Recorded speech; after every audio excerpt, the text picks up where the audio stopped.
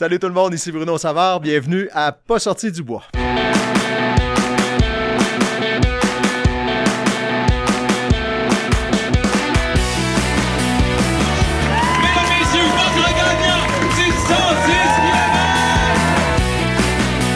tu commences à te sentir bien en courant un ultramarathon, fais-toi-en pas, ça va passer. Grand champion du 125 km! C'est la Minute NAC et je dirais plutôt que c'est les recettes NAC parce qu'aujourd'hui, j'ai le goût de vous partager une petite recette que moi j'ai développée avec le temps. Je suis vraiment un grand fan des protéines en poudre de NAC. Autant que ce soit la saveur chocolat que vanille, moi ça fait partie de ma routine post-entraînement. Il y a tout ce qu'il faut là-dedans pour récupérer. C'est du Ultra Recovery de NAC, c'est du solide. Il y a tout ce qu'il faut là-dedans pour t'accompagner dans ton après-course. Puis moi, c'est devenu une tradition. Je veux dire, je termine ma course, que ce soit une petite sortie, de la vitesse, des intervalles ou une longue sortie. Je commence ça avec un shake NAC mixé dans l'eau. Souvent, moi, ma recette standard, une journée normale, c'est 50-50 de l'eau et du lait de soya. L'eau pour aller réussir à bien diluer la poudre, puis après ça, le lait de soya pour le petit kick que ça donne.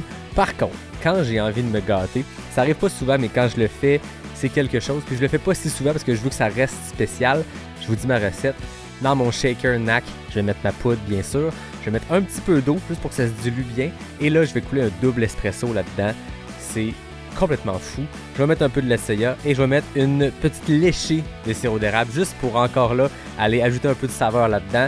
Tout ça brassé ensemble. Je sais pas si c'est meilleur pour la recovery. Ça, c'est juste moi. Mais au goût, c'est débile, je vous dis. Essayez la poudre protéinée NAC, vous ne le regretterez pas, mais essayez aussi ma recette, puis écrivez-moi sur les médias sociaux, donnez-moi-en des nouvelles, allez sur le nacbar.com, commandez votre poudre protéinée NAC, tant qu'à être là, choisissez d'autres produits, rendu dans votre panier, vous utilisez le code promo pas sorti du bois, PASSORTIDUBOIS, et vous avez 15% sur votre commande. Merci tout le monde, bonne dégustation de shake caféiné protéiné NAC, et bon épisode! Ouais, on n'est pas sorti du bois, hein? Bonjour tout le monde, bienvenue à ce 124e épisode de Pas sorti du bois, le troisième cet après-midi qu'on enregistre au Noctem, en bonne compagnie d'une trentaine de personnes ici, des gagnants de concours, des amis, des crinqués. J'en parlais avec mon invité avant qu'on commence l'épisode. La communauté trail, c'est des gens très intenses, puis je pense que mon invité va nous parler d'une autre communauté, peut-être que qui avance en parallèle avec le trail, mais qui est tout aussi crinqué. Bruno Savard, bienvenue à Pas sorti du bois. Hey, bonjour, ça va bien? Yes, merci. C'est intimidant d'être de ce côté-là. C'est ça que j'allais dire, parce qu'on s'est écrit, ouais. Ça fait plusieurs mois, en fait, qu'on échange quand est-ce qu'on fait cet épisode-là, puis je t'avais dit, je t'ai réécrit cette semaine, tu vas te retrouver de l'autre côté du micro, parce que, faut le dire, t'es chef d'antenne du téléjournal à Québec pour Radio-Canada. D'habitude, tu poses des questions. Ouais. Là, t'es dans l'autre siège. Là. Puis je suis complètement déstabilisé. Sérieusement, Puis là, c'est drôle parce que je regardais ton ordi tantôt, puis j'essayais de voir les questions. Puis quand il y a des invités des fois qui font ça, tu sais, pour le téléjournal, est-ce que tu peux m'envoyer tes questions? Non, jamais qu'on fait ça. Là, j'ai essayé de tricher, mais j'ai rien compris. De un, puis de deux, j'ai pas mes lunettes, fait que je vois absolument rien. C'est parfait. Tu vas voir, ça fera pas mal, pas sorti du bois. Le but, c'est d'être dans un contexte. Moi, je dis tout le temps que l'idée de base était de faire une conversation de ligne d'arrivée. Tu sais, la conversation, bon, c'est un peu plus cohérent des fois qu'une ligne d'arrivée, mais on prend une bière, on jase, sans filtre. Il y a pas de questions préparées ben là. Si tu lisais mes notes, c'est plus des notes statistiques des fois sur mes invités, mais je suis plus dans le mood, on jase, on découvre. C'est sûr que prendre de la bière, être dans une microbrasserie, ça amène ce côté-là un peu plus smooth. Je commence tout le temps, je m'inspire de votre collègue radio-canadien, de Monsieur Lepage, avec Tout le monde en parle, mais je commence tout le temps en demandant à mon invité qu'est-ce qu'il boit. D'habitude, on est souvent par Zoom à distance, l'invité choisit une bière significative. Là, on est dans une microbrasserie, on est chez Noctem. J'espère que c'est une Noctem. Non, j'en avais apporté. Ah, moi, c'est ça, t'avais caché des bières dans tes poches. Lesquelles que j'ai pris est douce, c'est la cocotte, hein? Ah, il y a trop de consonnes dans son affaire. Ah, ben c'est la Ale Pas de Bonheur. Ça, je savais. Ale Pas de Bonheur, ça va bien. L'autre mot, je l'ai toujours pas compris d'ailleurs. Makineko. Mais ouais, c'est excellent. C'est ce que j'ai bu tantôt. Moi, de mon côté, j'étais allé avec un verre au lieu d'une pinte, ce coup-là, 3e épisode. Par contre, j'ai pris la double IPA. Fait que je sais pas si... Ça est à 8%, celle-là, hein? Exact. Fait que je pense que ça n'a aucun lien, finalement, de diminuer la grosseur du verre, mais augmenter le taux d'alcool. On va jaser de trail, parce que c'est le podcast. t'as une expérience en trail, mais on va surtout jaser d'accomplissement parce que je pense que j'ai beaucoup d'invités que j'ai reçus qui sont des gens qui viennent de l'Ironman, du triathlon, puis ce qu'ils retrouvent dans le trail est un peu le même dilemme mental entre ton corps qui veut arrêter puis ta tête qui veut continuer. Puis je pense que tu le vis au quotidien parce que tu fais beaucoup d'Ironman. On va parler de ton parcours de triathlon puis surtout de ton projet pour l'année à venir qui est franchement très intéressant puis je pense qu'on va avoir du fun à jaser de ça. Avant qu'on rentre dans les détails de tout ça, parle-moi de toi. Je t'ai présenté comme étant le chef d'antenne téléjournal, mais ce n'est qu'un titre, c'est ta job. Le sportif, Bruno, ça remonte à quand, le sport dans ta vie? Ça remonte à quand? Comme à peu près tous les petits gars de mon âge quand j'étais jeune, je jouais au hockey. C'était à peu près tout ce qu'il y avait. Quand je dis les petits gars de mon âge, parce que je regarde autour dans la salle, puis je me sens vraiment l'aîné de la place, hein, soit dit en passant. Le plus d'expérience, disons-le comme ça. Ouais, le plus de cheveux blancs. Alors, le plus de cheveux? Ah, ben, ça dépend, ça. Non, mais écoute, quand j'étais kid, je jouais au hockey. Comme tous les gars de mon âge, si tu faisais un sport, tu jouais au hockey. C'était à peu près tout ce qu'il y avait, malheureusement. Je courais l'été pour m'entraîner, pour être en forme, pour aller jouer au hockey. Puis on dirait que j'aurais aimé ça que quelqu'un à l'époque me shake un peu puis dise « Hey, t'es un coureur, toi. T'es pas un joueur de hockey, t'es un coureur. Arrête de niaiser, aller essayer de jouer dans la Ligue nationale. Tu feras jamais ça. » Mais je courais beaucoup. Okay. Mais c'était juste pour être en shape. Et est-ce que tu prenais du plaisir dans cet entraînement-là? Je pense que oui, parce que je trouvais ça bizarre, les distances que je faisais. Moi, je viens de Chicoutimi, puis quand j'étais en secondaire, mettons 4-5, on était à la polyvalente Dominique Racine, puis c'était à peu près 6-7 km de chez mes parents. Puis je l'ai fait plusieurs fois à la course. Puis tu sais, un flot de 14 ans qui finit l'école puis qui part en courant, qui retourne chez eux, en tout cas, il n'y en avait pas dans mon temps. Je sais pas si ça existe. Le run commute en même temps. Je sais pas, puis j'avais pas d'espadrilles, j'étais avec des bottes, puis je rentrais à la maison. Fait que j'étais peut-être un coureur, puis je le savais pas. Ouais. Puis est-ce que je prenais plaisir? Ben, je prenais plaisir de dire, hey, toute la gang est rentrée en bus, moi je suis rentré en courant. Fait que c'est à peu près ça mon seul background de course. Mais quand j'ai arrêté de jouer au hockey à 18-19 ans, ben là, après ça, il y a eu un gros gap de rien pantoute, là. Okay. Comme de 0 cigarette, tout ce que tu voudras. Quand je dis tout ce que tu voudras, ça inclut beaucoup trop de party. OK. Puis ça a été ça, puis j'ai recommencé il y a une 12aine d'années à peu près. OK. Comment ça s'est passé le moment où on se dit on va reprendre des bonnes habitudes et tout? Ben, moi, je pense que c'est juste... Tu sais, tout le monde qui est ici, je pense, puis là, je vais insulter personne, là, tout le monde est excessif dans ce qu'on fait. OK, j'insulte personne? OK, personne. OK, c'est bon. Fait que moi, j'étais excessif dans le party, j'étais excessif dans le 5 à 7, j'étais excessif dans les cigarettes. Si j'avais un paquet, je le fumais, puis s'il y en avait un deuxième, le deuxième commençait, tu sais. J'étais dans cet excès-là, puis c'est tout aussi excessif mon arrêt tabagique, mon arrêt de prendre trop un coup. Ça a été paf, de même. Je me tourne à droite parce que ma blonde est tellement écœurée de m'entendre conter cette histoire-là. Parce que il y a un soir, à un moment donné, mes deux filles étaient toutes petites, assez pour que je les prenne dans mes bras. Puis je les monte un soir à l'étage, puis j'arrive en haut des marches. Et il y a un étage chez nous, là, okay? Je reste pas d'un gratte-ciel. Là. Puis j'arrive en haut, puis là, je pompais mon gars, puis là, j'ai fait comme, ben voyons donc, j'étais un jeune père de famille, mes deux enfants, mettons 1 an puis 3 ans. Voyons, je suis pas capable de monter mes enfants à l'étage sans avoir peur de faire une crise de cœur. Fait que là, je suis allé coucher les filles, puis je suis descendu, j'ai ouvert mon manteau, j'ai pris mon beau paquet de Dumouriez légère, flambant neuf, je l'ai sacré aux poubelles, puis le lendemain, j'ai commencé à courir. Ça a été drastique. Sec de même. J'acceptais pas d'être un bonhomme qui sera pas capable de jouer avec ses enfants, de se rouler à terre avec ses enfants, sans dire on va arrêter de jouer les filles parce que papa il est fatigué. Ouais. Je voulais pas être ce gars-là. Fait que j'ai juste recommencé à courir. C'est un reality check qui est arrivé tôt, quand même, c'est une bonne chose. Il y en a que ça peut prendre des années avant que ça arrive. Puis cette intensité-là dont tu parles, autant dans le 5 à 7 que dans la course, je l'ai entendu de plein d'invités à travers le temps que il y a quelque chose qui unit les gens ici, les gens qui font cette intensité-là dans le sport, peu importe la distance, peu importe la discipline, d'y aller all-in. Ouais. Mais c'est le fun quand même que tu l'aies eu tôt. T'avais quoi? Moi, je trouve que c'est arrivé tard. Ouais. Tu sais, j'avais peut-être 34 ans, mettons. C'est ça, à peu près, ouais. Je regarde ma blonde. 37. OK, quand même. 37, ça, c'est quand j'ai commencé à faire plus des longues distances, puis des demi-marathons, puis des marathons. Fait que du Mais moment... l'arrêt tabagique, là, ça doit faire une quinzaine d'années. OK.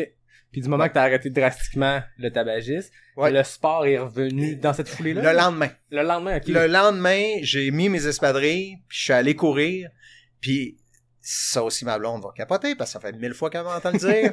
Mais je suis parti, puis écoute, je m'en souviens comme si c'était hier, là. Je suis allé, j'habitais dans un quartier résidentiel à Saint-Jean-Chrysostome, puis au bout de la rue chez nous, il y avait une piste cyclable. Je suis parti de chez nous, je me suis rendu en courant à la piste cyclable, puis quand je suis arrivé au début de la piste cyclable, j'étais crevé, mort, je voyais des points blancs, OK? C'était à peu près 250 mètres. C'était épouvantable comment que j'étais plus... Quand j'ai arrêté de fumer, je fumais 2 paquets par jour.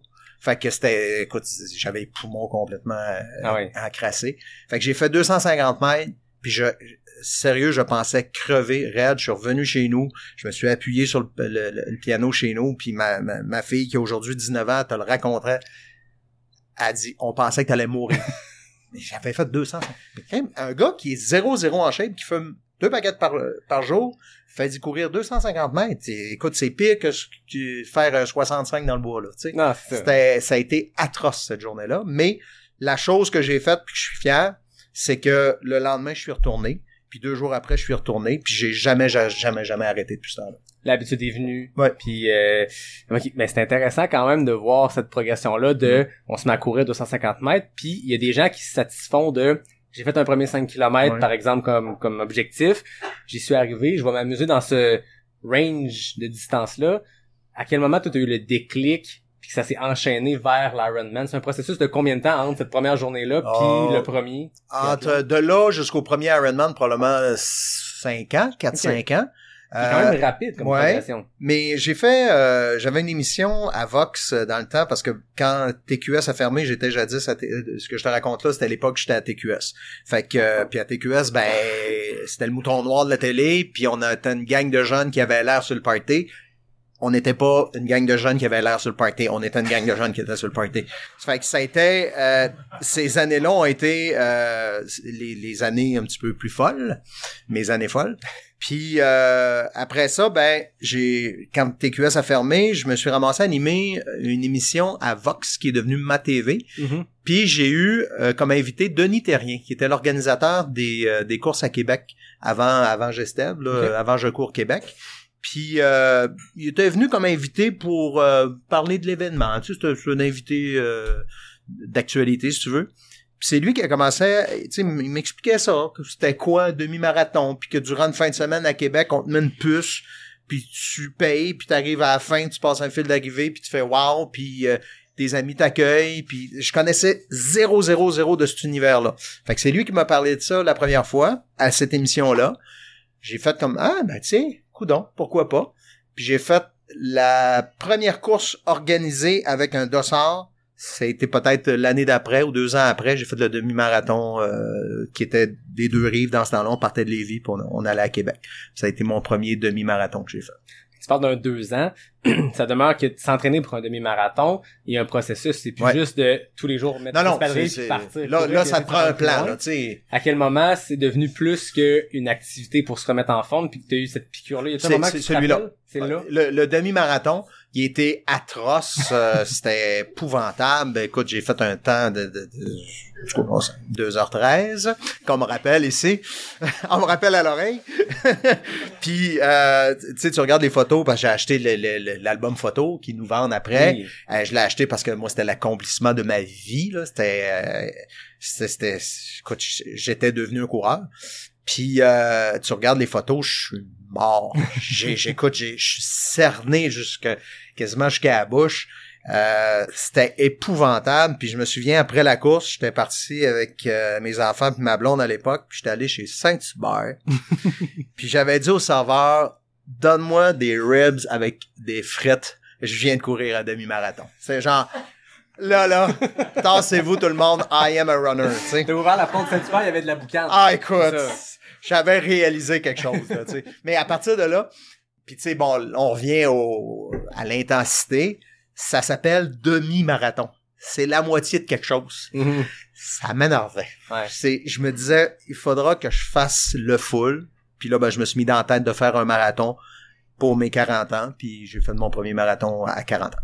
Y avait-tu une signification à le faire pour ce milestone-là de vie qui est la quarantaine, d'arriver à 40 ans, de faire un marathon cette année-là? Y avait-tu quelque chose là-dedans? C'est un objectif. Puis tu sais, je fonctionne encore de même, mais là, les objectifs sont différents maintenant. Mais tu sais, c'était, OK, mettons, j'avais 38 ans. OK, 40 ans, un marathon à 40 ans. Oui, c'est bon, ça c'était rond. C'était un chiffre rond, là. Ouais. 40 ans, un marathon. Fait que ça a été, c'était pas plus que ça, tu sais, puis c'était une époque aussi où là, je me suis séparé, puis là, ma nouvelle blonde ma nouvelle blonde, qui est toujours la même maintenant, là, mais elle est plus nouvelle, là. Mais, tu sais, elle était là-dedans aussi, elle faisait de la course, fait que ça a comme décuplé la motivation, là. OK. Premier marathon, comment ça s'est passé? Ah, c'était épouvantable. Mettons, comparé au premier demi-marathon. Alors, écoute, je vais te le dire, puis je vais aller plus loin, parce que tantôt, tu vas m'en parler. OK, dans le range des choses difficiles que j'ai faites, là, Arikana. OK, ça, c'est le film d'horreur de ma vie. Position, oh, ouais. Puis, mon premier demi-marathon. Okay. Ça, c'est le deuxième pays. Puis le marathon, mon premier marathon, c'était dur. Écoute, je pense que les 10 derniers kilomètres, je les ai faits en m'étirant aux 300 mètres. J'avais des crampes. C'était tough. Puis heureusement, je devais le faire l'année d'avant, mais il y avait eu l'ouragan Irène. Oui, et le marathon avait été annulé. Ça fait que heureusement, parce qu'une année avant, j'étais vraiment, vraiment pas prêt pour faire un marathon. Ça fait que, mais ça a été dur. Mais tu sais, quel marathon est pas dur? Fait que, ou quel ultra n'est pas dur? Fait que ça avait été dur, mais tu sais, quand tu passes le fil, là, tu dis, OK, là, je viens de franchir une étape. Je suis un marathonien. Mm-hmm. Là, tu fais comme, OK, c'est plus demi quelque chose, là. C'est full quelque chose, là. Ben, ça a un nom, cette affaire-là. C'est ça. Il y a quelque chose dans l'accomplissement, parce que dès qu'on se met à courir, le marathon est souvent, pour bien des gens qui sont ici, qui ont fait des ultras même et tout, le marathon, c'est l'espèce de je sais pas comment dire, l'étape ultime. C'est énorme. Tu regardes les Olympiques quand t'es jeune, puis tu vois, tu sais, je me rappelle, moi je sais pas pour vous, mais tu sais, on courait 4 km à l'école. À Québec, c'est autour du Bourg-Royal. Ouais. On courait ça, le 4 km, tous les jeunes de la région de Québec. Puis, l'été d'après, c'est les Olympiques, tu regardes ça, 42, c'est 10 fois plus qu'on a fait. Il y a de quoi de mythique là-dedans. Puis après ça, tu te mets à courir, puis t'as cet objectif-là. Une fois que ça a été fait, toi, ça a été done deal, je suis marathonien, ou non, c'est What's Next. Oui, c'est What's Next. Dans les 5 minutes qui ont suivi. C'est autant le premier demi-marathon que pour moi c'était terminé, j'ai arrêté de courir, c'était fini. Puis autant à partir du premier marathon, là ça a été comme OK. Là j'ai pogné de quoi, c'est le fun. J'ai fait un temps qui était correct là, tu sais, dans les circonstances. Puis là tu te dis OK, si je m'entraîne mieux, si je m'entraîne plus, si je perds un peu de poids, si je suis plus sérieux là-dedans, ben peut-être que je pourrais peut-être faire ça en bas de 4 heures, un marathon. Ah, puis là tu regardes d'autres personnes que tu connais qui font du marathon, puis tu dis ouais, mais c'est un être humain comme moi, il a 2 bras, 2 jambes, il a une job, il a des enfants, même affaire. Puis lui, il fait 3h30. Ah ben pourquoi pas? Fait que à partir de ce premier marathon-là, j'ai commencé à faire des maths, j'ai commencé à me dire OK, je peux m'améliorer, je peux aller plus vite. Pas comparé aux autres, j'en ai rien à cirer, là. C'est comparé à moi. Mm-hmm. Je veux faire mieux. Je veux tout le temps que ma prochaine course soit meilleure que ma précédente. Fait que ça a commencé là, puis ça a pas arrêté encore, puis j'ai peur que ça arrêtera pas. Mais y a-tu ce côté-là aussi dans le fait de cibler le prochain défi, d'avoir un peu peur? C'est faux avoir peur. C'est faux se faire peur. Hey, écoute, c'est à chaque fois que je m'inscris à quelque chose, ça me fout la trouille, là. Là, je viens de m'inscrire je commence à planifier ma prochaine année. Je fais le Ironman Texas en avril. Là, ce qui me fout la trouille de ça, c'est que faut que je m'entraîne en dedans. Mm-hmm. Ça fait que là, il va falloir que je fasse du 5 heures de vélo stationnaire, là. Bien installé sur mon vélo, puis regarder mon écran sur Rouvy, puis pédaler dans le vide, puis pas avancer, puis pas avoir de vent, puis pas avoir de paysage, puis ça fait peur. Mais crème que c'est motivant. Ouais. C'est ça que je veux. Tu disais, complète le premier marathon, on veut améliorer le temps sur le marathon. À quel moment le triathlon embarque dans l'équation? Ça, c'est en raison d'un collègue de travail à ma blonde à l'époque, qui s'appelle Jean-Mathieu. Jean-Mathieu de Tardy, tiens, il y avait peut-être des gens qui le connaissent. Ma blonde travaillait avec ce gars-là, puis elle arrêtait pas de me parler de lui, c'était gossant. C'était gossant parce que il était donc beau, il était donc bon. Bon, c'est vrai que c'est un beau gars, c'est vrai qu'il est bon, mais puis là, elle me dit, il a fait un demi-Ironman. C'est bien tannant, lui. Tu sais, il me tombe à ses nerfs. Fait qu'à un moment donné, il y a eu un événement, ils travaillaient tous les deux chez Ameublement Tanguay, puis il y a eu un événement où ils faisaient une course à obstacles pour la fondation Maurice Tanguay. Puis j'ai eu à lifter la gang de Tanguay. Fait que là, moi, je leur fournissais le transport. Puis le fameux Jean-Mathieu était là. Bon, là, quand il embarque dans l'auto, je le vois, c'est un beau gars. Déjà là, il continue de me tomber ses nerfs. mais je me mets à jaser avec, puis écoute, ça a été un coup de foudre amical, là. Mm-hmm. Puis il m'a parlé de ce qu'il a fait, il m'a parlé il venait de faire son premier demi-Ironman, genre la semaine d'avant. Il m'a parlé de ça, il m'a dit, écoute, tu viendras nager avec moi. Puis il m'a embarqué dans la secte, ça a pas été long. J'ai commencé à nager. Puis cette année-là, à l'automne, j'ai fait mon premier triathlon à Duchesnay, qui est un triathlon sprint. J'ai appris à nager parce que je nageais pas. Je faisais du vélo utilitaire, j'allais travailler en vélo, that's it.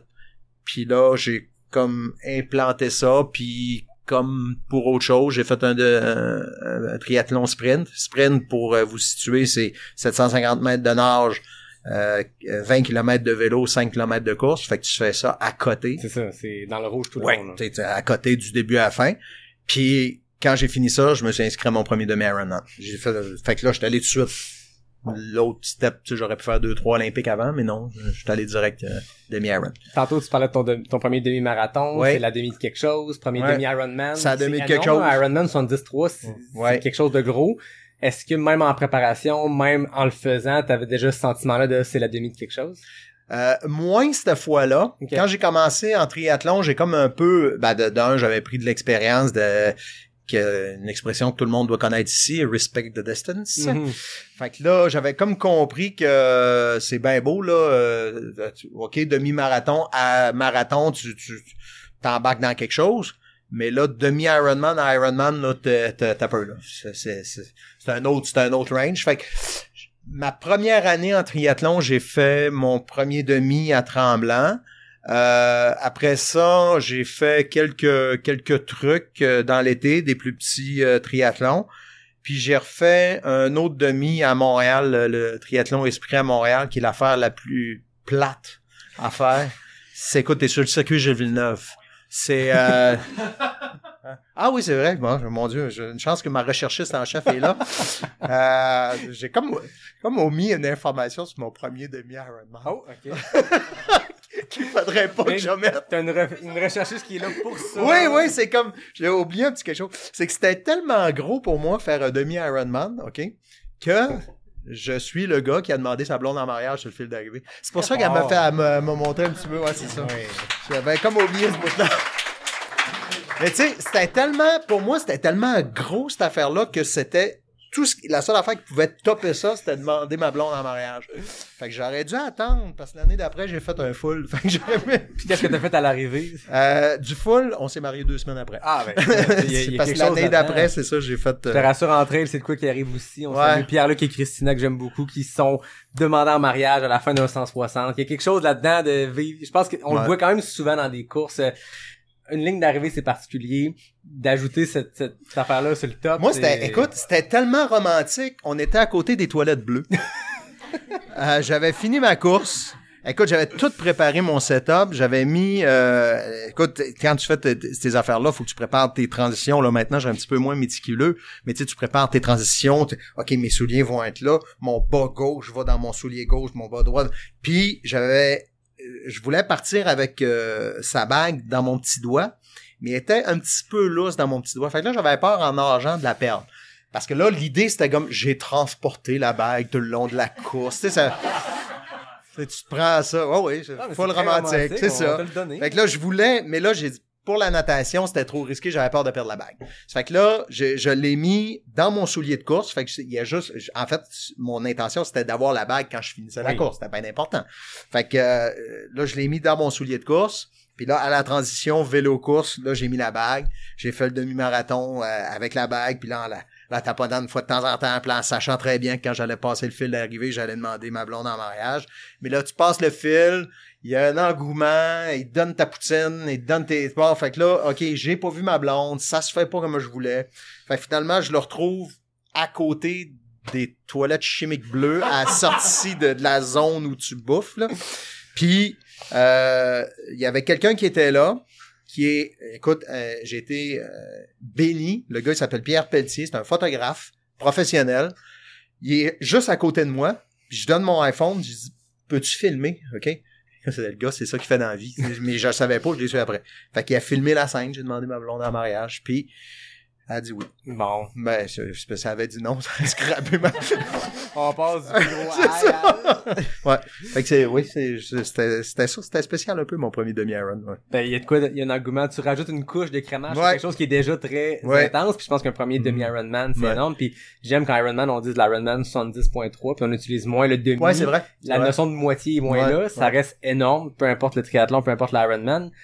Là, après ça, à quel moment on se dit on fait le complet? Ouais, là, cet été-là passe, je fais quelques trucs. Je finis mon été avec celui de Montréal, dont je vous disais qu'il est plate Ouais. parce que tu tournes en rond sur le circuit Jules Villeneuve. Tu fais 91 tours, pas 91 tours, 21 tours de piste en vélo. Écoute, t'as l'air d'une espèce d'hamster qui tourne dans sa roue. Ça, c'est pour le vélo. Pour la course, ben, tu cours sur du béton autour d'un... c'est plate. Désolé pour les organisateurs qui vont entendre ça. C'est une place pour faire un temps. Ouais. Tu fais un temps de malade, là, parce que Mhm. c'est extrêmement rapide. En même temps, est-ce que je te coupe, mais l'aspect mental, on va rentrer là-dedans. Dans Ouais. le Ironman, c'est extrêmement long. Je suppose que de faire un demi-Ironman, une distance que tu connaissais, mais quand Ouais. même dans un contexte où mentalement c'est hyper tough, t'as-tu senti que t'as gagné des Non. outils là-dedans? Non, j'ai rien gagné à part de gagner que j'ai fait de mon meilleur temps parce que, écoute, ça va tellement vite. Tu sais, t'as pas le droit de drafter, de profiter de l'aspiration en vélo sur le circuit Ironman. Mais sur cette course-là, même si tu veux pas drafter, il y a comme une espèce de tourbillon de vent sur le circuit. T'es, je sais pas moi, 200 cyclistes en même temps à tourner dans le même sens à peu Ouais. près à la même vitesse. Fait que tu fais un temps de fou. C'est l'avantage de faire ça. Fait que j'ai fini mon année là avec mon chum Jean-Mathieu, justement, dans la... je pense que je vais te le compter, ça. Ouais. Dans la... On l'appelle la Iron Van. L'Ironman. Ouais, t'as peu... On a le temps? On a le temps. OK, c'est rare qu'on a le temps. OK. C'est encore ouvert, t'as le temps. Ça, là, c'est une histoire de fou. Je pars avec mon ami Jean-Mathieu. J'aime qu'il soit passé du collègue de ma blonde à mon ami. Ouais, Il y a comme une ouais. transition dans Ah, il la est encore. relation. Ouais. Mais écoute, Jean-Mathieu, c'est un gars pas nécessairement ordonné et organisé. Fait que lui, il nous organise notre fin de semaine pour le demi-Iron à Montréal. Puis il dit, on va prendre le campeur à mon père. Il y avait une espèce de Westphalia. Ok. Il dit, on va prendre ça. Puis on va aller se faire un week-end de course tous les deux. Parfait. Je finis de travailler, il me ramasse, on monte. On est rendu à peu près à Brossard. Fait que là, je dis, où est-ce qu'on... Quel camping qu'on va? Où est-ce qu'on couche? Ben, je sais pas, toi. Hein? C'est parce qu'on est rendu, là. Je dis, on va où? Ben, là, moi, je pensais que c'était occupé de ça. Lui, il pensait que c'était moi. Je sais pas pourquoi, mais en tout cas. Fait que là, j'ai dit, écoute, un stationnement de Walmart, quelque chose, là, on va se coucher là. Ah, il dit, on va aller voir le circuit, voir. Fait que 2 caves à 11h30 le soir. On embarque sur le circuit Jules Villeneuve avec le Westphalia. Là. Puis là, on roule sur le circuit, OK? Mais là, on cherche une place où dormir. Ça n'a pas rapport. Sur le circuit. Sur le circuit, Ouais. ouais. Le petit stop, je sais pas. OK. On se parque. D'une espèce de stationnement public, je ne sais trop. Moi, je me sens mal un peu. C'est que je vais mettre de l'argent dans le parcomètre. Ça n'a pas rapport. On se couche toutes les deux là-dedans, dans la petite vanne. Le lendemain matin, à 5h, on tasse les petits rideaux. On était dans une zone de transition. Tout le monde était autour d'une zone. Nous autres, on était les deux touristes pognés autour de ça. Là, on débarque, on sort de là. Écoute, il y avait des kiosques, tu sais comment c'est là, dans ces événements-là, il y a des kiosques de vendeurs d'espadrilles. Puis on était là, carrément là. Fait que c'est le genre de niaiserie que j'ai pu faire avec Jean-Matt. Wow. Fait que ça a été un beau souvenir pour nous autres. Fait que c'est ça, ça a fini ma saison là. Puis là, après ça, j'ai parlé au coach, je lui ai dit, écoute, je veux y aller. Je vais pour le All Out et 2016 a été mon premier. C'est qu'à ce moment-là, t'avais un coach. Oui. À quel moment t'as pris un coach? Pour le demi-Ironman. OK. Quand j'ai commencé la préparation pour le demi-Ironman en 2014, là, j'ai pris un coach, c'est toujours le même. Puis Pierre-Yves Gigoux, dans ce temps-là, Pierre-Yves est maintenant l'entraîneur-chef du OGA Triathlon, mais dans ce temps-là, c'était un étudiant, athlète professionnel du circuit du circuit Ironman. Puis dès le départ, ça a été lui. J'ai demandé à Mireille Roberge, une collègue au travail, c'est qui fait ça du coaching de triathlon? Elle m'a dit Pierre-Yves Gigoux, ok, good. Je l'ai contacté, puis ça a été ça, et depuis ce temps-là, il me suit. Donc, un premier Ironman, Ouais. t'en as enchaîné plusieurs avec les années. Ouais. Tu sentais-tu que t'avais trouvé ton affaire? Parce que j'ai l'impression que dans ton histoire, à chaque étape, on va plus loin, Ouais. Ouais. Là, dans l'Ironman, t'en as fait beaucoup dans ce range de distance-là, t'avais trouvé ton affaire. J'ai pas encore compris ce que je cherche. Je continue de le chercher, mais je suis bien là-dedans. Je me suis aperçu, tu sais, pour être allé dans votre monde, dans le monde du trail, je me suis aperçu que moi, j'étais dans le monde du triathlon, puis du triathlon de longue distance. Mhm. Faire des sprints, des olympiques, même des demi-iron à la limite, ça me tente plus tant que ça. J'aime ça quand c'est long. J'aime ça quand t'arrives à la fin, tu sais, j'ai fait Cozumel, puis il faisait extrêmement chaud, il faisait 37 degrés sans l'humidex. Puis là, tu vois le monde qui, c'est plate à dire, là, mais il y a du monde qui tombe, là. Il tombe dans les pommes, là, tu sais. Puis là, t'es vois tomber, puis là, toi, tu continues. Tu fais comme, OK, moi, je vois plus loin que lui. Ah ouais, pourquoi? Je suis correct. Mais j'aime ça, ce feeling-là, de, tu sais, j'aime ça quand moi, le bout que je commence à avoir du fun, là, dans un Iron, là, je te dirais que c'est à partir du 30e kilomètre du marathon. Je commence à avoir du fun, mais ma face le sait pas. Tu sais, c'est dur, tu souffres, ça fait mal, mais c'est là que je sens que je commence à être bon. Ouais. C'est dans le dernier 10-15 kilomètres, là. Je pense qu'il y a un déclic que tu racontes qui peut s'appliquer beaucoup à la trail aussi parce que il y a un moment où tu te mets à allonger les distances puis que tu trouves ton affaire à toi. Parce que tu sais, il y a plein de distances en trail puis on en parlait de l'épisode précédent. C'est bien correct puis c'est vraiment une très bonne chose de se satisfaire de des distances un peu plus courtes parce que l'impact sur le corps est mieux, c'est plus vivable. Mais à un moment donné, tu augmentes les distances, mais à un moment donné, tu trouves ton affaire à toi. Puis je suis sûr que le monde qui écoute en ce moment, il se rappelle la fois où t'es sur une très très longue distance puis c'est tough, tu te dis c'est là que je suis bon, je suis à l'aise dans ce niveau de douleur là d'être 12 heures, 15 heures, 20 heures peu importe sur un effort puis de réussir à trouver une quiétude là-dedans ou en tout cas un bonheur dans le fait d'avoir très très mal mais d'être là depuis longtemps puis de continuer à avancer. Puis ça reste que c'est satisfaisant dans un ravito de trail quand t'arrives puis t'es au dernier ravito, l'avant-dernier ravito puis autour, j'appelle ça des fois des cimetières, là, tu sais, des ravitaux difficiles où il y a beaucoup de monde dans le mid-pack, on en voit beaucoup du monde magané. Tout est comme, Chris, ça se passe quand même bien. Ouais, je suis là. On va continuer. Ouais. C'est pas une espèce de compétition envers ces gens-là. Non. C'est pas du tout. Ils ont été meilleurs que toi sur le reste du parcours. Ils sont arrivés avant toi dans le ravito. Là, ils cassent toi. Ouais. T'es bien là-dedans malgré la douleur puis tu continues à avancer. Ben, Quoi de c'est le ça. fun là-dedans? Ben, c'est ça, le feeling que je te raconte, pis c'est drôle, je l'ai jamais entendu décrit de cette façon-là, mais c'est ça. Tu sais, quand t'arrives sur Iron, tu sais, sur Iron, tu te fais dépasser, tu dépasses, mais tu te fais dépasser. Puis là, à chaque fois que tu te fais dépasser, nous autres, en triathlon, il y a une affaire particulière, c'est que tu mets l'âge sur le mollet droit. Fait que moi, je regarde tout le temps, je suis compétitif. Tu sais, je suis compétitif envers moi-même. Je veux pas aller battre le gars en avant de moi, c'est pas ça. Mais je veux que moi, dans ma catégorie, je sois la meilleure position possible. Okay. Fait que s'il y a un gars qui s'est écrit 46 sur son mollet qui passe, shit, je viens de descendre d'une position, tu sais. Fait que je veux pas battre lui, je le connais pas, tu sais. Mais tu sais, tu vas aller le chercher. Puis ça arrive que tu te fais dépasser. T'en dépasses, ça arrive que tu te fais dépasser. Mais là, quand t'arrives à la fin, le gars qui t'a dépassé 3 fois sur le vélo, parce que, bon, moi, je suis meilleur sur le plat, lui, il est meilleur en côte, ou vice-versa. Puis là, t'arrives à la fin, tu l'as perdu de vue. Tu dis, hey, lui, là, il m'a clenché, ciao, bye. Puis là, t'arrives à la fin au marathon, puis il est couché à terre, puis il souffle, parce qu'il est plein de crampes. Tu dis, ben, Colin, je suis rendu plus loin que lui. Puis comme je te dis, c'est pas parce que je veux me comparer à lui. Ça veut dire que mon corps m'a amené plus loin que le corps général de Joe. Il s'est entraîné aussi fort que moi, le gars. Là, exact. Mais lui, il a cassé là, et moi, je suis rendu 5 pieds plus loin. J'ai gagné. J'ai gagné quelque chose. Une course, dans le sens où moi, je suis la personne la moins compétitive possible, mais il y a quand même quelque chose de, en fin de course, tu vois quelqu'un au bout du sentier, puis t'as un petit regain d'énergie. Ouais. Tu te dis, je vais le clencher.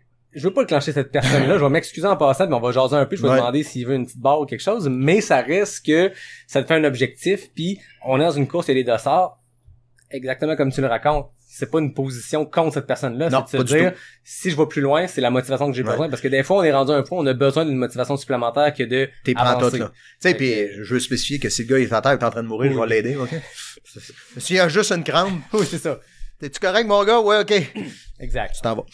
T'en as parlé quelques fois, on n'était pas sorti du bois, on parle de trail. Ouais. Je suis vraiment content de sortir de notre santé puis de sortir du bois peut-être, de parler de triathlon, de parler d'endurance avec toi. Mais merci Joanie pour le drum. L'Ultra Trail Arikana, le 65. Parle-moi de ça. Ouch! J'ai mal. Écoute, c'est la course que j'ai pris avec arrogance. OK. Puis là, j'ai tellement d'humilité devant vous aujourd'hui, là. Je connaissais pas ça. J'ai des amis qui font de l'ultra puis de la très, très longue distance. Puis je leur avais parlé, j'avais eu des explications de ce que ça doit être, pis c'est quoi le feeling, puis tout ça. Je m'étais entraîné, mais je connaissais pas ça. J'avais pas le respect que maintenant j'ai pour cette course-là. Je suis parti sur l'ultra, c'est même pas 65, on peut plus considérer ça comme une... Oui. Ah ouais? OK. Ça compte ultra, c'est quand tu dépasses le marathon. Bon. Quand tu dépasses le marathon. Je suis parti là-dessus. Je m'étais bien entraîné, je suis en shape, ça y a pas de doute, le cardio il est là, le body il est capable de le faire. Puis je suis parti puis en me disant OK, avec ma tête de coureur d'asphalte, OK? Ma tête de coureur d'asphalte c'est un pace où je me pogne le bang puis que je marche, je vais être à 6 minutes du kilomètre, tu sais. Ça fait que là, je me suis dit, OK, ben là, je fais de la trail, je sais qu'en trail, ils sont moins vite.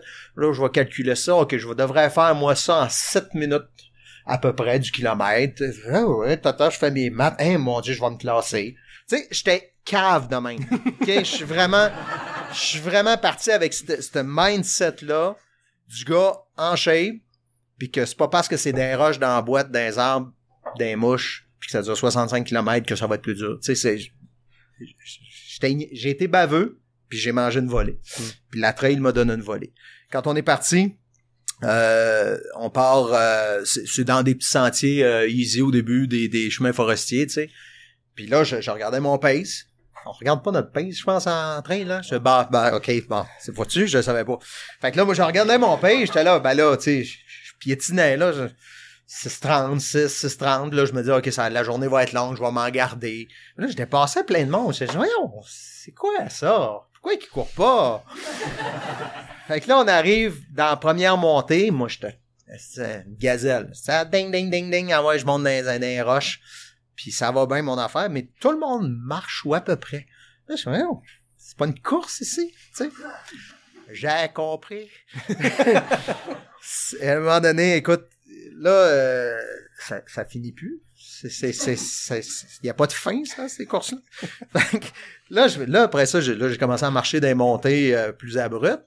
Là, j'avais des amis qui m'avaient dit, puis écoute, le gars a fait Grand to Grand et compagnie, c'est un gars qui connaît ça en masse, m'avait dit, prends-toi des bâtons. Hein, des bâtons, je vais courir, je vais pas faire du ski.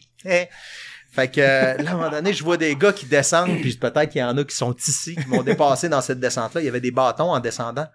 Aïe, aïe, ça passait, les gars. Là, je fais, OK, c'est à ça que ça sert, les bâtons aussi, là. Dans les descentes, les gars de clenchaient au bas. Fait que j'ai passé, mettons, 15 km à dire facile. Puis j'ai passé 50 à dire, mais ça finit plus, cette affaire-là. Ça a été 50 km de souffrance. Les 50 derniers, là. Les 50 derniers, tu sais. Ça a été de la souffrance. Et là, plus le temps passait, plus mon respect grandissait envers les gens de trail qui passaient à côté de moi. 2 gars, 3 gars, 2 filles, ça jasait, ça avait du fun. Là, c'est une gang de phonies qui font ça. Moi, je suis dans mon monde, je suis dans ma bulle, je parle pas à personne. Le monde va dire, t'es une méchante. Mais non, c'est parce que je pouvais plus. Puis là, après ça, ben là, j'ai comme compris le mindset de cette gang-là. Puis écoute, il y a un respect là qui s'est installé tout au long de la course. Ça ressemble un peu dans Rocky IV, vous êtes tous trop jeunes pour ça, mais tu sais, au début, là, Tout le monde haït Rocky quand il boxe à Moscou. Puis à la fin, les gens aiment Rocky. Ben moi, j'ai été ça. Tu sais, au début, j'étais là, regarde-moi cette gang de crinqués là en train. Puis à la fin, c'était comme j'avais une admiration à pu finir. Le 65 Arikana, il est particulier. Je sais pas, toi, si tu l'as fait en 2020, moi, je sais que l'année d'avant, ils ont changé le parcours le début, mais ça reste que ça part vite. Puis le 65 Arikana est beaucoup une course d'introduction au trail pour beaucoup de monde. Ah, c'était l'intro, ça? Mais du monde qui vont faire du 42 de route, ils vont faire du marathon, puis ils vont décider, je vais aller à Arikana, je vais faire de la trail. Je vais essayer un ultra 65, c'est une belle porte d'entrée. Il commence pour te casser un peu de cette façon-là. Ouais, il commence parce marché. qu'il est rapide, puis moi, en 2019, il y avait de la route au début, je sais pas si c'était ça. Fait que tu te dis, OK, ça va aller. Puis à un moment donné, tu rentres dans le premier sentier jusqu'au jet bleu, qui est le premier ravitaillement. C'est pas un single track, c'est pas un double track, c'est un triple track. Tu peux passer avec un pick-up. Tu te dis, OK, c'est ça de la trail. Ouais, ben, c'est exactement ça que j'ai eu, là. Ça rentre, pis t'as des pins, des sapins qui t'accrochent chaque barre tellement c'est serré. Tu pognes de quoi, j'imagine, quand tu pensais que c'était il y a 5 km la trail, là, t'es comme dans quelque chose qui est ardu. Puis il est tough parce que, sur papier, ce bout-là que tu dis, il est pas des gros pitchs. Tu prends pas 800 mètres de dénivelé en partant, mais il casse les jambes. Ouais, et moi, il m'a cassé. Juste assez pour te casser les jambes, mais pas assez pour pas courir ou avancer puis essayer d'avancer puis tu relances, mais tu fais 2 pas, il y a une racine, il y a une roche. Il est vraiment le fun. Bon, ben, tu me rassures parce que moi, je l'ai trouvé extrêmement dur, mais pas assez pour dire plus jamais. Okay. Mais sauf que je sais que puis je vais en refaire, ça sera pas 65. Okay. Ça va être plus du 125. OK. Tu sais, je suis débile de même. On l'a eu, gang. Non, mais avec de quoi dans la tête, là. Tu sais, pas en cave comme je l'ai fait, là, tu sais. Dans le sens où tu mais sur non. un 125, la vitesse va être plus basse, ça va être sur une longue période. Ben oui, mais c'est parce que moi, je pars du principe où si je fais un marathon, ou un marathon dans Iron ou un marathon sec, je marche pas. Ouais. Tu t'arrives au ravito, tu pognes tes verres, puis tu bois ça, t'en vides 3/4 à côté. J'étais parti avec cette idée-là, moi, sur l'ultra-trail. Cave! Voyons, c'est pas ça! Il faut marcher, ça a l'air, dans un ultra-trail. Je le savais pas. Mais je pense que ton histoire, il y a beaucoup de monde ici qui se rappellent de leur première tentative en trail, puis moi, c'était sur le QMT 25, il y en a d'autres ici qui sont sur d'autres choses. Tu pognes de quoi quand tu vois le monde marcher, tu dis, OK, on peut faire ça, parfait, on va marcher. C'est curieux, mais si le monde le fait, je vais le faire aussi. Tu comprends pourquoi. Ben, c'est ça. Moi, je l'ai compris après 10 km à courir à côté. Ben oui, t'en as 65 à faire le grand. Puis tu sais, à un moment donné, moi, l'entraînement que j'avais fait, c'était à Duchesnay. Ben, j'habite pas loin de la station touristique Duchesnay. Fait que tout mon entraînement, je l'avais fait là. Je sais maintenant que Duchesnay, là, c'est une autoroute, c'est un boulevard, ça. Écoute, c'est pas de la traîne, tu sais. Fait que quand je suis arrivé à Ricana, ben, à un moment donné, t'arrives dans le bas d'une côte, il y a juste des roches, tu tiens après les arbres pour me montrer. Voyons! Écoute, j'ai pogné de quoi. J'ai un respect maintenant là, immense. Fait que je l'avais avant, mais là, je comprends pourquoi je l'ai, le respect. C'est ça la différence. Ouais. Mais je trouve ça intéressant, le leçon d'humilité, puis on le dit tout le temps, respecter la ça. montagne, respecter le sentier, puis même en connaissance de cause, des fois, c'est même pas dans ta course ou dans ta préparation, mais après, tu te rends compte, hey, dans ma préparation, j'ai pas respecté la distance autant, ou j'ai pas respecté la montagne autant, puis la plupart du temps, elle gagne, puis ça fait mal. Ouais, puis c'est elle qui gagne. Ouais. Mais tu sais, c'est drôle, en finissant ça, puis j'ai fait quelque chose que je fais jamais, moi je suis pas habitué, en triathlon, t'as pas le droit d'amener ton téléphone, t'as pas le droit d'avoir d'écouteurs, t'as pas de... Bon. Dans cette trail-là, on me disait qu'il fallait apporter notre cellulaire pour une question de sécurité. C'est quelque chose que j'ai appris. Puis rendu au dernier ravito, j'ai appelé ma blonde. J'ai fait un FaceTime. J'avais l'air débile. Je pleurais, là. J'étais complètement défaite, là. Ma blonde, je suis plus capable, là. Elle dit, écoute, je pense qu'il restait 8 km, quelque chose de même. Tu sais, il reste 8 km, tu fais ça avant de déjeuner le matin. Oui, mais pas aujourd'hui. C'est pas aujourd'hui. Fait que, mais tu sais, je l'ai fini, je l'ai fait, je suis content. Puis, mais sauf que je suis pas, je vais en refaire. Je vais compléter mon trip d'Ironman, là, puis je vais en faire, puis je sais que je vais aboutir là, puis je le sais que ça va être pour de la plus longue distance encore. Je le sais. C'est là, c'est comme si, cette fois-là, la montagne a gagné, puis ben comme fois, à part ça, je le mets de côté, mais je vais revenir. T'as mis un pied dans la porte. Puis, Je vais à un moment revenir, donné, c'est tu vas clair. rentrer. Oui. On a hâte de Puis voir ça. moi, je vais en faire des courses avec le spot dans le front, là. Oh oui. Je veux faire ça, là. Mais, avec la mentalité qu'il faut. Ben oui. J'ai le goût qu'on parle de ton projet qui s'en vient. Oui. Parle-moi du projet Quinca. Ouais. Ça, c'est un trip que je me paye. Je vais avoir 50 ans cette année. Puis, en Iron, je suis d'un, comment tu dirais ça? Je suis d'un bon, des moyens, ou je suis d'un poche de l'élite. Je sais t'as pas. dit ça tantôt, Simon. T'es pas un mid-packer, t'es un tier Ouais, packer. tu sais, je suis pas, Premier tiers. je suis tiers packer, puis je suis allé goûter à du corps packer, puis tout, en tout cas. Fait que, je le sais que je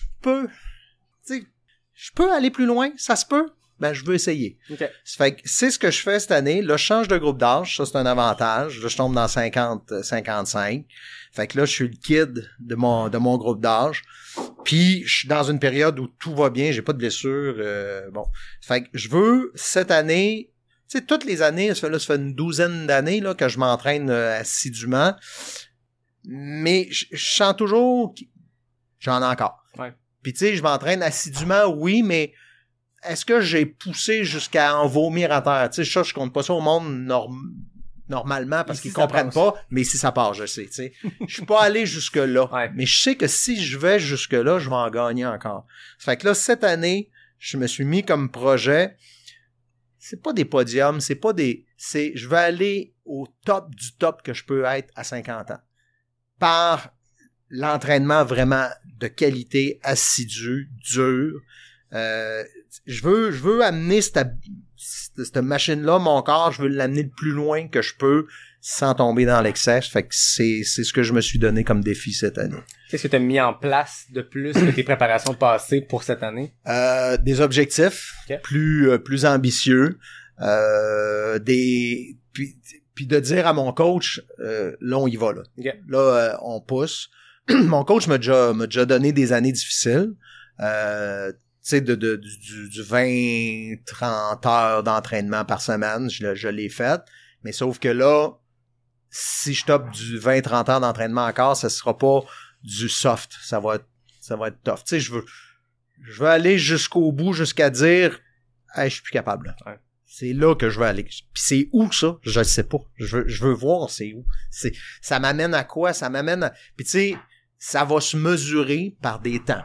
Sur un Iron. C'est comme ça que ça va se mesurer. Puis si le Iron que je fais, ça marche pas, je me plante en vélo, tu sais, il y a plein d'affaires qui peuvent arriver, mais j'aurai quand même des stats qui vont dire, bon, ben regarde, là, t'as nagé à telle vitesse, t'as fait ton vélo à telle vitesse, t'as couru à telle vitesse, bon, tu t'es scrappé un genou au 22e kilomètre, ok, mais ce qui est avant, c'était ça ta shape, là, tu sais.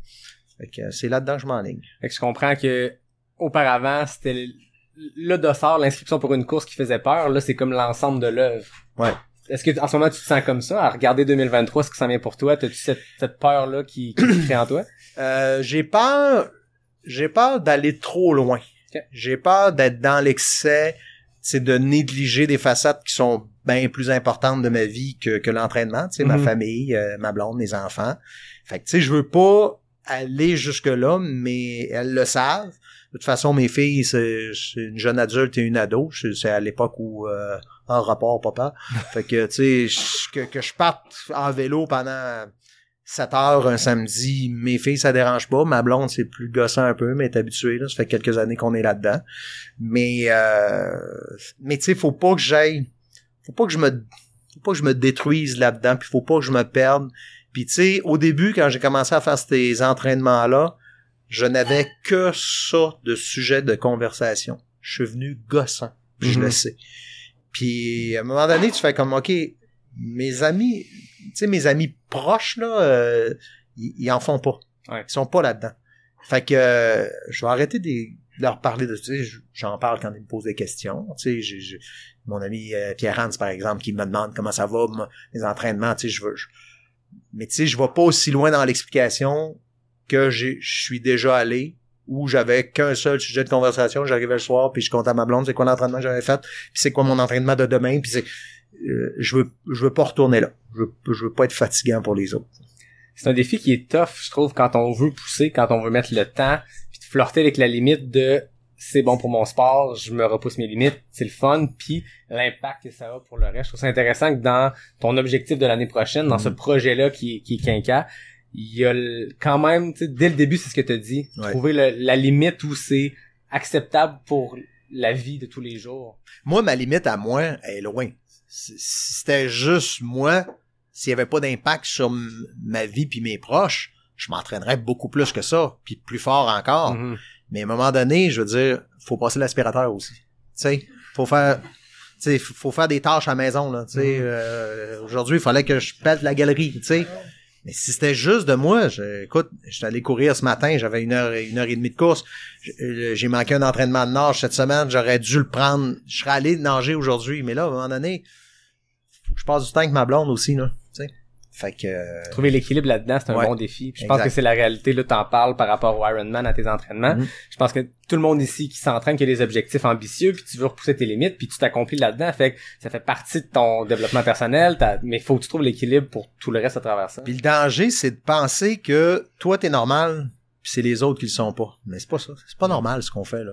Tu sais, c'est pas normal qu'un gars de 49 ans s'entraîne 15 heures, 20 heures par semaine à suer sa vie, quasiment à brailler sur un vélo, à regarder les watts sur un écran, puis dire OK, faut que je maintienne 330 watts pendant 1 minute et quart, puis c'est pas normal faire ça. Puis des fois, t'as des gens, puis j'en ai vu des gens qui sont là-dedans, puis ils s'imaginent que c'est ça la normalité, puis les autres personnes qui vont aller chercher leur poutine chez Ashton sont pas normales. Non, c'est toi, bébête, là. C'est de s'entraîner de même qui est pas normal. Ça fait que c'est pour ça que des fois, là, c'est beau, j'en parle, là, puis parce que c'est un podcast de ça, là. On est là pour ça. Mais, je dirais, je me défoule. mais tu sais, tu peux pas parler de ça tout le temps parce que les autres personnes te regardent pis disent, t'es une bébête, ils comprennent pas, puis ils peuvent pas comprendre. Fait que, arrête. J'en parle plus trop. C'est pas une honte. Là, non. Mais la relation avec même moi je le vois avec les collègues de travail. Ouais. Dans le sens où au début ça amène une fascination puis une incompréhension, fait que tu l'expliques. Puis à un moment donné, il y a le point où waouh, c'est vraiment ça a pas de sens ce que tu sais, puis c'est dommage débile ça banalise complètement, tu sais, tu reviens puis en fin de semaine, j'avais une course, c'était combien? C'était un 80. Ouais. Ça va pas être si pire, d'habitude tu fais plus. Ouais. Oui, mais non, mais c'est correct, nous, des fois, on appelle ça les moldus, dans Harry Potter, les gens j'aime ça, ouais. C'est correct, tu sais, en fait, tant mieux pour eux autres, des fois, puis c'est correct de pas le comprendre, parce que c'est dur parce que tu veux pas, comme, je comprends ce que tu dis par rapport à juste parler de ça, parce que tu veux l'expliquer, non, mais ce 80-là, il y avait ça de particulier, puis là, t'embarques dans un niveau d'information qui est pas intéressant pour le commun mortel. Puis tu leur fais à part. Ouais. Moi, j'ai beaucoup de gens qui me disent je fais de la course, mais je fais juste un 5. Tu fais pas juste un 5. Exact. Tu fais un 5. Ton 5, pour toi, il est peut-être aussi sûr que moi faire un 42, tu sais. Puis bravo, t'as mis tes espadrilles, puis t'es allé, puis tu sais, puis c'est ça que je veux pas créer, moi. Tu veux pas être une bébête, puis que les gens sont comme... Ils seraient comme gênés de dire hey, Bruno, en fin de semaine... j'ai couru pour la 2e fois. Bravo! Ouais. Tu sais, je veux pas être un extraterrestre, là, tu sais. Ouais. Je pense qu'on le vit tous. Yes. Mais je pense qu'on le vit tous, ça, d'entendre, mais moi, j'ai juste, arrête. Non, c'est pas juste, non. Il y a 1-2-3% de la population qui va sortir dehors, jouer. T'as mis tes espadrilles. Courir, peu importe, faire du sport. Ouais. T'es déjà dans une élite de société, en termes de sport, ou peu importe, c'est pas l'élite le bon terme, mais une fraction de la société qui est là-dedans. Let's go, mais on l'entend beaucoup, le juste où, tu veux aller, tu sais, je le sais, là, tout le monde ici, ils veulent aller courir avec du monde, tu veux courir avec des collègues, moi, je crée un club de course à ma job et tout, puis le monde sont comme, mais je te suis, non, moi, je vais te suivre. Oui. Moi, là, en ce moment, ma sortie est zone 1, et mon coach me dit tout le temps que ma zone 1, je suis cave parce que c'est une zone 2, 3, parce que c'est pas vrai. Je vais te suivre, je vais aller à ta vitesse. Ça existe, un entraînement zone 1? Si on arrête, c'est correct, puis on dirait que le monde a comme ce malaise-là, alors qu'au contraire, on s'entend, là, on en fait de la course, puis on en fait, Marianne parle de vagabondage, juste aller courir, pas de pace, mais c'est d'autant plus le fun avec des collègues qui, eux, sont à leur pace, pis toi, t'es issu pis t'es entertain, pis eux sont un peu à bout de souffle, fait que c'est toi qui est un peu clown pis qui dit des choses, mais c'est correct, ça, pis y a pas de juste. Il y a des gens qui enlever ça, le juste, là. Les auditeurs qui écoutent en ce moment, qui, des fois, m'écrivent pis sont comme, non, mais j'étais là, moi aussi, à Bromont, j'ai juste, cancelle le juste. Il existe pas. Non, enlevez ça de votre vocabulaire. T'as mis tes espadrilles, t'es sorti dehors, il pleuvait, il ventait, il neigeait, ou il faisait gros soleil. bravo. Ouais. Bravo. Exact. T'as fait 1, 2, 4, 28. Bravo. Exact. Est-ce qu'il y a des gens qui ont des questions? J'ai pris tantôt que l'épisode avec Marianne, des questions du public. S'il y en a qui en ont, faites-moi signe. Sinon, moi, Bruno... Ma blonde n'a pas le droit de poser de questions. Pardon? Ma blonde n'a pas le droit de poser de questions. Viens, au micro. Laurence. Mais t'en as parlé, puis merci de ton récit d'Arcana, c'est extra divertissant. Qu'est-ce qui t'a surpris le plus dans la course entre elles? Que ce soit dans la culture, la façon de faire, ouais. La culture. Vraiment, tu sais, autant j'avais vu une différence entre la culture de la course sur asphalte et la culture du triathlon. Je réponds à ta question, mais je fais une parenthèse là-dessus. Course sur asphalte, je trouvais ça très loner, OK? Puis l'élite parle pas au gars qui fait son marathon à 4h12, là, tu sais.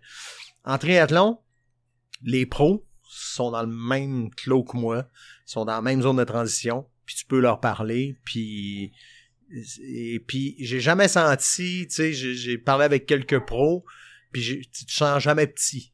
Tu sais, you did it, man, yeah, how long? Puis là, tu sais, y a pas, tu te sens pas inférieur. En trail, encore plus. Les premiers ravitaux que j'arrivais, puis j'étais comme un peu dans ma bulle, puis là, je voyais, tout le monde se connaît. C'est pas tant que tout le monde se connaît, c'est que tout le monde se parle. Puis, je l'ai catché peut-être après 3-4 ravitaux. À un moment donné, tu prends ton petit bouillon de poulet, puis là, tu jases avec le monde, puis j'ai aimé ça. Cette espèce de confrérie pas mal plus intense. Puis je pense que c'est par le lieu que ça... Parce que là, mettons, t'es au 30e kilo, là, tu reviendras pas autrement que par tes pieds. On est tous dans le même bateau. Ça fait que t'es loin, même si t'es beaucoup meilleur que moi, t'es à bout aussi, autant que moi je le suis. Puis je l'ai découvert par les ravitaux, puis nous l'année qu'on l'a fait à Ricana, c'était durant la pandémie, ça fait qu'il y avait beaucoup de distance entre chacun des coureurs. Ça fait que t'étais seul en taboîte. Puis là, quand t'arrivais au ravito, il fallait tu mettre le couvre-visage. Fait que qui servait absolument à rien parce qu'il était complètement détrempé. Là, en tout cas, parenthèse. Puis là, t'arrivais là, puis là, tout le monde était assis, tout le monde a la mort dans la face et le sourire en même temps. C'est comme une espèce de dualité bizarre. Puis, effectivement, c'est ce que j'ai aimé, puis c'est ce qui m'a surpris de la course en trail, de cette communauté-là que je vois d'ailleurs ici aujourd'hui. Là. C'est souvent ça qui arrive, première course de trail, peu importe qui. Il y a, oui, l'expérience d'aller courir dans le bois, mais souvent, tu t'es entraîné là-dedans, fait que t'as déjà un peu cette piqûre-là que c'est le fun. Puis t'arrives dans une course, puis là, tu saises un peu la chose, puis tu comprends pourquoi, maintenant, plusieurs années plus tard, moi, je me dis, tu viens pour la course, tu restes pour la communauté. C'est ça qui se passe en trail, là. Et tu sais, ce qui m'a resté de ça, par exemple, c'est que toutes mes longues sorties, j'imagine qu'en trail, c'est la même chose, t'as une longue sortie par semaine, toutes mes longues sorties maintenant sont en trail. Tout le temps. Moi, je cours en trail, là, tout le temps, là.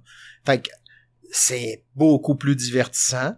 Tu sais, tu pars à faire, je sais pas moi, 30 km sur asphalte, là. Eh non, tu le dis, toi. Écoute, t'as rien en avant, t'as juste de l'asphalte, là, tu sais. Là, en trail, ben, écoute, tu peux pas t'évader tant que ça. Oui, je m'évade dans mes pensées, mais sauf que il y a une roche en avant, puis il y a une souche, tu sais, fait qu'il faut que tu sois concentré, puis le temps passe tellement vite en trail. Fait qu'un entraînement sur asphalte qui dure 3 heures, mettons, c'est longtemps. En trail, tu pars 3 heures, voyons, c'est déjà passé, tu sais, parce que tu t'es concentré à le rapport au temps change aussi, parce que tu peux pas te fier sur un pace. C'est pas une place qui a moindrement un peu d'up and down, puis un peu de technique. Ça sert absolument à rien de viser un pace, à moins que ce soit un sentier que tu fais régulièrement, puis tu sais que si t'es en bas du 8 du kilo, c'est très bon, parce que tu connais l'endroit, mais sinon, tu pars, puis la montre prend le bord, puis tu peux regarder ton dénivelé peut-être, mais le pace, mon dénivelé marche même plus sur ma montre. Ben voilà. Fait que j'en ai rien à cirer, moi je cours, puis écoute, quand je pars en trail, j'ai pas d'objectif de distance, c'est des objectifs de temps. Fait que, tu sais, comme là, je suis pas dans des grosses périodes oui, je suis dans de l'intensité d'entraînement ce temps-ci, mais pas dans des longues sorties. Tu sais, ce matin, c'était 90 minutes. C'était 1h30. Fait que je suis allé courir 1h30. Ça a donné 12 km. J'en ai rien à cirer. C'est pas grave. J'ai couru 1h30. T'es en mouvement pendant ce temps-là. C'est ça. Que l'entraînement est là. Et voilà. Est-ce qu'il y a d'autres questions pour Bruno? Sinon, moi, j'en ai une. Je sors du trail. Je travaille en com. J'aime la com. Ma job dans la vie, c'est d'attirer l'attention des gens quand on essaie de promouvoir des choses. Ouais. T'es chef d'antenne à Radio-Canada. C'est un rôle que t'as depuis 11 ans à Québec. C'est énorme d'avoir la longévité d'être là depuis autant de temps. Qu'est-ce qui te fait revenir année après année? Qu'est-ce que t'aimes le plus dans ton métier de chef d'antenne? D'apprendre. Je fais juste apprendre. Moi, je suis à l'école à tous les jours dans ma vie. Tu sais, c'est un immense privilège parce que le soir, j'arrive puis je dis au monde pendant 1 heure, voici grosso modo ce que vous devriez savoir dans l'actualité dans la région de Québec puis dans le monde. Ben moi, ce que je leur livre à 6 heures le soir, je m'en suis gavé de la journée. Fait que j'ai juste appris plein d'affaires dans la journée, puis je vous en donne un résumé le soir. Fait que ma job, c'est d'apprendre. Je fais juste ça. C'est fascinant. C'est poche parce que, tu sais, quand j'étais à l'école, j'étais bon à l'école, mais tu sais, c'était pas genre, oui, que j'aime aller à l'école. C'est comme brûler les enfants, ça me tentait pas, là, tu sais. Puis là, aujourd'hui, je fais comme, oh my God, tout ce que j'avais à faire, même pas de paiement à faire, tout ce que j'avais à faire, c'est d'aller là, puis d'apprendre. Ouais. Là, comme adulte, tu fais comme, OK, j'ai une espèce de responsabilité qui vient avec, mais j'apprends encore. Ça fait que je fais la même affaire que je faisais quand j'étais à l'école. Et je payais. Puis, mais il y a une job aussi de vulgarisation. Ouais. J'aime l'aspect apprentissage parce que si tu veux vulgariser le truc pour la dame, le monsieur dans leur salon qui écoute ce que tu as à leur dire, faut que tu maîtrises le sujet nécessairement. Moi, mon plus grand trip, là, c'est, admettons, je te donne un exemple. À chaque année, je vais couvrir le budget provincial. Fait que là, ils nous enferment dans une salle au centre des congrès, c'est un huis clos. T'as pas de cellulaire, t'as pas aucune possibilité de communiquer avec l'extérieur pour éviter des délits d'initiés, des patentes de même. Là. Bon. Et là, tu reçois le budget. Bon, là, maintenant, j'ai comme un poste plus privilégié. J'ai des collègues qui me l'assimilent pour moi. Mais moi, j'ai un premier collègue qui prend le budget au complet, la brique, la présentation de 3-4 heures. Il m'en fait un résumé. Puis moi, de ce résumé-là, je m'organise pour bien le comprendre, puis j'arrive le soir en ondes, puis mais moi, ces journées-là, là, c'est passionnant parce que tu prends, écoute, un budget d'une province comme le Québec, là, c'est gros, c'est de la donnée, là, c'est volumineux, là. Puis moi, j'arrive le soir, puis je te le résume en 60 secondes. C'est ça qui est fou. Écoute, c'est trippant, là, j'aime ça, là, j'aime tellement ça faire ça. Là. Ouais, c'est vraiment intéressant. T'es très bon pour ça, moi, je trouve, dans ta qualité. Je te lance des fleurs comme ça, mais le côté vulgarisateur de la chose, je pense que c'est ça que les gens aiment. Des fois, les gens ont l'image du lecteur de nouvelles qui livre la nouvelle. On sent que tu vas venir l'expliquer. Puis moi, j'aime particulièrement quand t'arrives dans l'émission du retour avec Guillaume Dumas. Ouais. Puis t'es dans un mode un peu plus décontracté. Ouais, c'est relax, là. C'est ça qui est le fun. Un peu le gars que je file en ce moment à Jaser de Trail. T'arrives et on sent que c'est pas ton show. T'es pas à la barre du truc. Tu t'en viens juste dire qu'est-ce qu'on va parler à cette heure. J'ai l'impression que t'es à côté sur le comptoir puis tu jases. Puis c'est pas mal ça, d'ailleurs. Il y a ce côté-là qui est le fun aussi, hein. Mais tu sais, ce que je fais maintenant à Radio-Canada, ça va faire 12 ans. Si je l'avais fait la première année, je me faisais tirer des tomates, c'est clair. Je m'en suis fait tirer d'ailleurs. Mais, tu sais, j'ai amené un petit peu ma façon de faire avec les années, puis maintenant, je peux me permettre d'être pas mal plus relax quand je vais voir Guillaume, puis de rire, parce que j'espère, en tout cas, qu'on a réussi à amener les gens à comprendre que un bulletin de nouvelles, là, c'est comme la vie. Puis ça, c'est Jean-Luc Mongrain qui m'avait déjà raconté ça. Il avait dit, tu sais, Jean-Luc travaillait sans télésouffleur. Puis bon, je travaillais avec lui à TQS. Puis j'avais dit, comment ça marche? Télésouffleur, soit dit en passant, c'est le texte qui passe devant nos yeux qu'on lit, là. Puis j'avais demandé à Jean-Luc, ça se fait que tu travailles sans télésouffleur.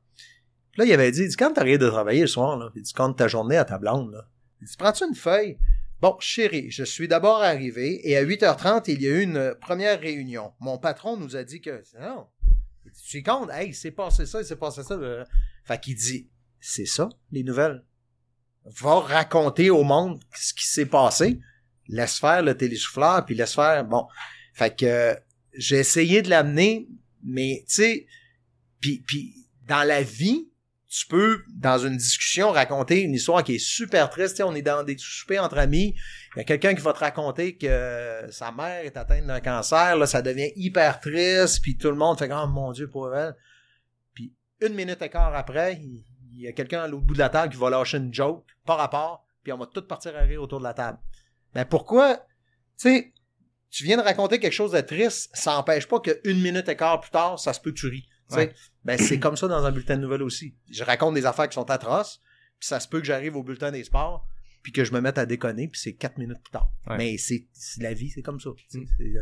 Avant, dans ce job-là, le chef d'antenne se donnait pas ce loisir-là de rire, puis de ricaner, puis de se tromper, puis d'être plus léger un peu. Moi, je me permets ça parce que c'est comme ça la vie. Vraiment très intéressant. Y a-t-il d'autres questions? Oh, Julien a une question. D'habitude, c'est bon. Quand Julien a une question. Oh, ouais. Ça me fait peur, là. Ma question, c'est que, bon, vu que tu travailles dans les médias puis dans le sport d'endurance aussi par Perfect Loisir, trouves-tu que les médias de masse couvrent pas assez les sports d'endurance, la course en sentier, le ski de fond, puis ils couvrent seulement dans les Olympiques, puis qu'on parle beaucoup trop de hockey, baseball, les sports professionnels, je trouve qu'ils rejoignent pas vraiment les jeunes, surtout de façon artificielle parce qu'on connaît pas les gens, puis qu'on devrait pousser ça davantage au niveau de nos médias, ce sport-là. Je suis 100% d'accord avec toi. Qui rattache plus les gens à des histoires. Là. Moi, j'essaye d'en faire le plus possible, de raconter des histoires de gens, des histoires d'humains derrière les exploits sportifs. On essaie de le faire, on le fait pas assez à mon goût. Moi, j'ai toujours un peu peur, cependant. Tu sais, bon, dans nos milieux de travail, on est tous un peu des bébites, là, tu sais, par les entraînements qu'on fait puis les courses qu'on fait. Fait que moi, j'ai tout le temps peur d'amener ça puis d'être fatigant avec mes... Tu sais, il y a quelques semaines, il y avait le Big Wolf Backyard. Ouais. Puis, tu sais, moi, je suivais ça puis je capotais ce que ça prenait pour faire cette course-là. Puis j'ai voulu qu'on en parle. Puis ça a comme blablabla, ça a tombé d'une craque à quelque part. Bon, il y a eu un texte qui s'est fait sur le site internet, mais dans notre bulletin de nouvelles, on n'en a pas parlé. Moi, je voudrais qu'on en parle plus, mais j'ai tout le temps peur que, tu sais, dire, OK, si j'en parle, je t'intéresse, c'est clair, j'intéresse les 35 personnes qui sont ici, mais on est tellement, je dis les gens de ce type de sport-là, c'est tellement un cercle fermé que tu sais, nous autres, faut s'adresser au grand public. Je suis pas en train de te dire que Carey Price intéresse tout le monde, là. Mais il y a comme une espèce d'équilibre à aller chercher, mais moi, j'en voudrais plus. Je suis d'accord avec toi. Puis, tu sais, pour que ça devienne intéressant pour tout le public, faut qu'il y ait une histoire humaine derrière ça. Exact. Faut qu'il y ait... C'est quoi l'histoire de ce gars-là qui a décidé d'aller courir 125 km en fin de semaine? Tu sais, faut être capable d'amener, puis de montrer aux gens que c'est des gens avec 2 bras, 2 jambes, puis tu sais, qui sont des êtres humains, puis souvent, qui ont des jobs, tu sais, ben souvent, tout le temps. La plupart du temps. Ouais, c'est bien rare ceux qui gagnent leur vie là-dedans. Voilà. Intéressant. Est-ce qu'on a d'autres questions pour Bruno? Merci, Julien. Merci, Julien. Très bonne question. Quand je termine, j'ai toujours les questions éclair NAC. On change le mode, on s'en va en mode compétition. 10 questions à répondre le plus rapidement possible. Je sors mon télésouffleur parce que je les connais pas par cœur. Voilà, je sors le chrono aussi. OK, il y a un chrono en plus, OK. Écoute, il y a même des FKT, des fastest known time, des records. Non. Je suis tout seul dans mon groupe d'âge ici, moi là. Tout mixé. Le record chez les hommes est en 10 secondes pour 10 questions. Hein? Chez les femmes, il y a Joanie Desroches qui est là, qui a encore le record qui tient depuis genre 1 an. T'es avec Mélodie Gilbert, avec Natacha aussi Gagné qui l'a eu le record. Vous êtes 3 femmes à 12 secondes, donc on est quand même très rapide. Hey, t'as peu là. Oui, c'est touché, là. Mais on est pas là pour niaiser, là. J'avise que je suis pas bon dans ces affaires-là. Mais c'est correct. On veut aussi savoir c'est quoi la réponse parce que c'est intéressant, parce que c'est 2 éléments que je te donne en opposition, faut que tu répondes le plus rapidement possible. Tu me dis quand t'es prêt? Je suis pas prêt. Route ou trail? Route. Natation ou vélo? Vélo. Café ou thé? Café. Ligne de départ ou d'arrivée? Arrivée. Question NAC, vanille ou caramel salé? Caramel salé. Montagne ou piscine? Piscine. Sucré ou salé? Salé. Lake Placide ou Mont-Tremblant? Mont-Tremblant. Marathon ou demi-marathon? Marathon. Interviewé ou être interviewé? Interviewé. 16 secondes! On l'applaudit! C'est pas le record, mais on n'a pas vu ça. Quand c'est en bas de 20 secondes, c'est un excellent J'étais temps. sur le gros nerf. Ça paraît pas. Ah. Merci beaucoup, Bruno. Ça a été merci à hyper toi. intéressant de jaser. Merci de m'avoir permis de me libérer pendant combien de temps? 1h10. Hein? Ouais. Ça fait 1h10 que je parle de course. Ouais. Wow! On va pas faire ça dans nos milieux de travail. Non. C'est correct, ma blanche, j'en parlerai plus pour un mois, là. Mais je trouve ça le fun parce que on a pu jaser de quelque chose que je parle pas assez souvent par sortir du bois. Dans le sens qu'on est souvent dans le trail puis dans notre gang de non moldus, de trail très intense. Mais je suis comme un peu hybride, là. Ben c'est ça, tu y as goûté. Ouais, mais puis je vais y regoûter. Tu vis aussi dans l'endurance, dans l'Ironman. Ce qu'on peut vivre, l'effort physique, oui, l'entraînement physique, oui, mais le mental rendu dans la course. C'est à la fin d'un Iron, t'es aussi défait, il te reste une neurone écart. T'es pas capable d'avoir de réflexion.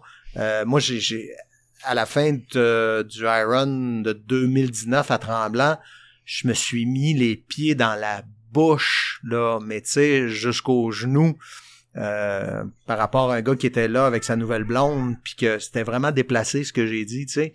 Puis ma blonde me donnait des coups de coude, puis genre, ferme ta gueule, mais je comprenais pas ce qui se passait. Fait que tu sais, tu viens, que tu fasses un Iron ou que tu fasses un trail, quand tu finis ça, t'as tout donné. T'as plus rien, t'es même plus capable de réfléchir, t'es même plus capable d'avoir une conversation. C'est fantastique, c'est tellement beau. Avant qu'on termine, j'ai la playlist Pas sorti du bois, le Walkman de Pas sorti du bois sur Spotify, ceux qui écoutent. Ouais, s'il y avait une chanson à ajouter à cette playlist-là, Bruno, qu'est-ce que tu nous suggères? C'est Keten. Mais c'est correct, ça prend de tout là-dedans. C'est Keten parce que quand j'ai commencé à faire du Iron, comme plusieurs, je me suis laissé motiver par les vidéos qui sont sur YouTube. Puis il y en a une, Ironman c'est une compagnie, on s'entend là, puis ils sont là pour te vendre des trucs là. Puis mais il y en a une que ça s'appelle Hall of Fame, puis c'est The Script qui fait ça. Puis même après que j'ai compris qu'ils sont là pour te vendre du rêve puis des trucs, la toune, elle me parle encore. J'adore. On rajoute ça sur la playlist. Rajoute-le. Merci beaucoup, Bruno. Ça a été un grand plaisir de jaser. Merci à toi. Merci au Noctem qui nous a accueillis ici. Merci à tout le monde qui est là. Ça a été vraiment un gros après-midi. La dernière fois, on avait fait 2 épisodes au Faux Mouvement. Là, je me suis dit, Marianne, d'habitude, c'est un peu moins long. Bon, on fait 45 minutes au lieu d'1 heure. Fait que c'est long pareil. Tout le monde était là. Tout le monde sont restés. Merci beaucoup à tout le monde qui est ici. On a eu bien du fun. J'espère que vous avez autant de fun. Moi, j'en ai eu en tout cas. Des invités qui étaient bien intéressants. On a pitché partout. Puis c'est un peu ça le but avec Pas sorti du bois, de rencontrer des gens d'un peu partout dans notre sport de fou, dans notre monde de fou. Merci tout le monde. Comme d'habitude, je termine en remerciant NAC, qui est le partenaire principal de Pas sorti du bois. Noctem, bien sûr, qui nous a reçu cet après-midi, qui font de la maudite bonne bière. Puis j'aimerais rester à finir, fait qu'après, à micro fermé, on va finir ça. Capic 1, qui est le partenaire de Café. Et sinon, merci tout le monde, merci les auditeurs. Puis on se dit à la semaine prochaine pour un prochain épisode de Pas sorti du bois, le podcast 100%. Et voilà, merci guys.